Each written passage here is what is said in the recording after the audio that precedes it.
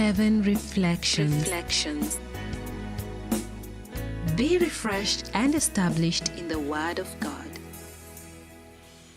You're welcome to Reflections right here on Breath of Heaven, a time to be refreshed and established in the Word of God. You've just listened to some great songs there from Eve Nyashangoloma, Nakua Budun. Before that, we had Brian Dixon, Psalm 13, How Long, O Lord?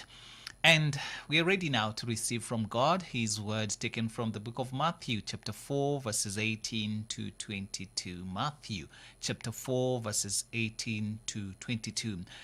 And here is where Jesus is calling his first disciples. Let's read together.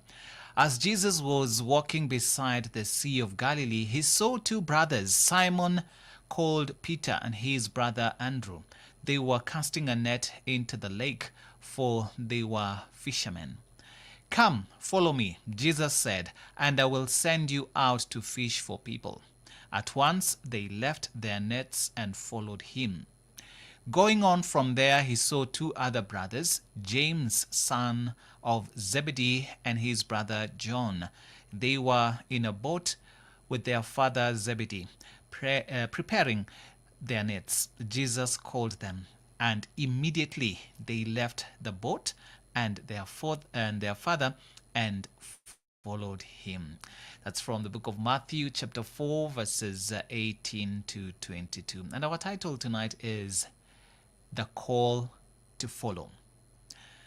In the serene light of dawn, the shores of Galilee were still, and the waters reflecting the first hues of the day.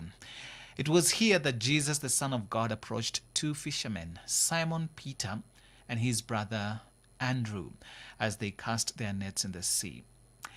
"Follow me," he called, "and I will make you fishers of men." This simple yet profound invitation marked the beginning of a transformation journey. These men, accustomed to the rhythm of the tides, were suddenly called to something greater. They left their nets, symbolic of their past, their livelihood, and their comfort to pursue a divine purpose. The act of leaving behind the familiar for the unknown resonates deeply within each and every one of us. Now, Jesus didn't promise them an easy path, but he assured them that their lives would be infused with meaning and purpose. Very, very vital. As he continued his journey, he called others as well, including James and John, who also left their father and their boats and followed him immediately. And Matthew chapter 4, verses 21 to 22, such radical obedience speaks to the heart of discipleship. It challenges us to consider what we are willing to leave behind to answer God's call in our lives. Taking you back to the Old Testament, we are very, very familiar with the story of Abraham. And we see a similar theme in the call of Abraham, who left his homeland in response to God's promise, according to Genesis chapter 12, verses 1 to 4. Like Peter and Andrew, Abraham stepped into the unknown, propelled by faith.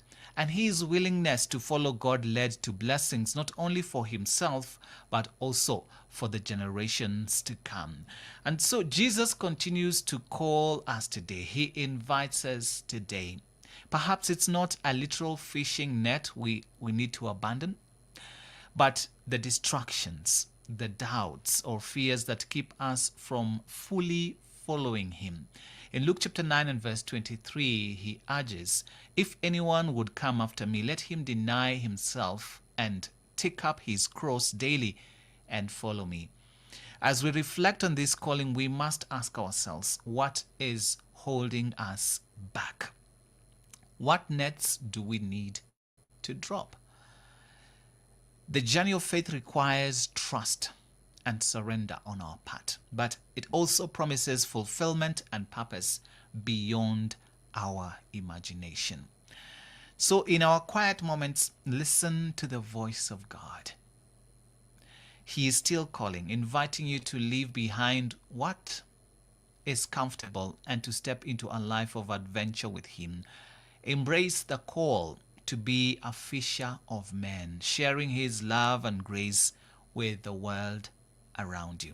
May we respond to the call of Jesus with the same eagerness as those first disciples, ready to follow Him into the depths of His purpose for our lives. Breath of Heaven Reflections. Be refreshed and established in the Word of God.